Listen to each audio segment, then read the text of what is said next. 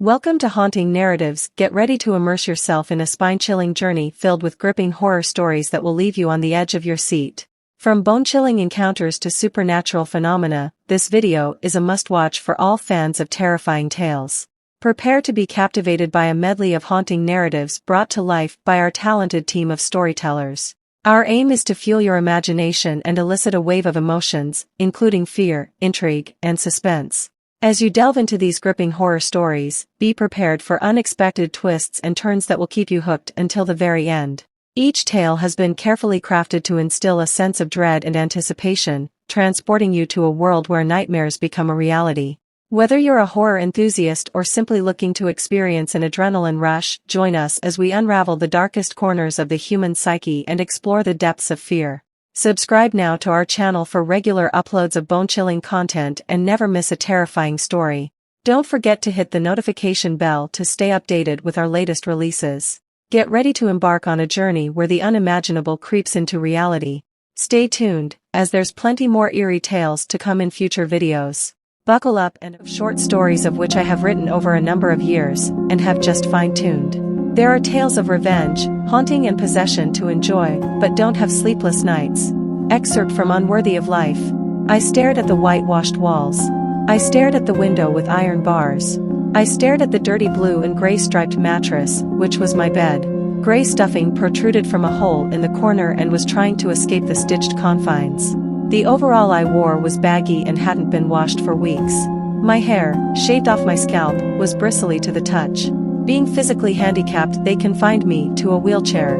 The sound of marching boots outside, the sound of shouts and screams inside the building. Einsicht Mental Institution was an old prison with cold flagstone floors and had been my home for 5 years since I was given up by my mother. She came to see me at the start, but after a while she came no more.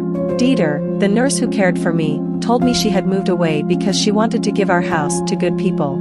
When I was alone, I took out the small metal cross with the funny little man on it she had given me and I prayed for her the way she had shown me. I also prayed for the other people like me trapped in their rooms.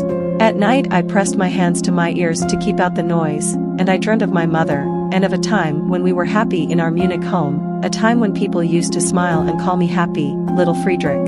But then darkness descended over our world and people looked at each other with frightened eyes.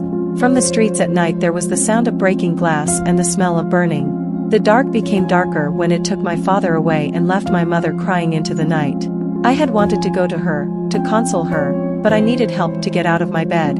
I cried, "Mama, Mama," but she never came. The rest of 1933 we cowered in our home with the shutters over the windows and the door locked.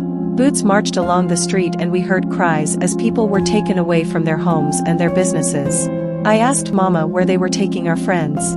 She told me it was better not to know. She also told me to love God, because He loved me and would not forsake me, and to always remember that, no matter how bad things got. One day I peeped out of the space between the shutters of the parlor window and saw men in shabby clothes with dirty faces being marched along our street. The men had dead eyes. At the sides of the horde were soldiers in tan uniforms with guns.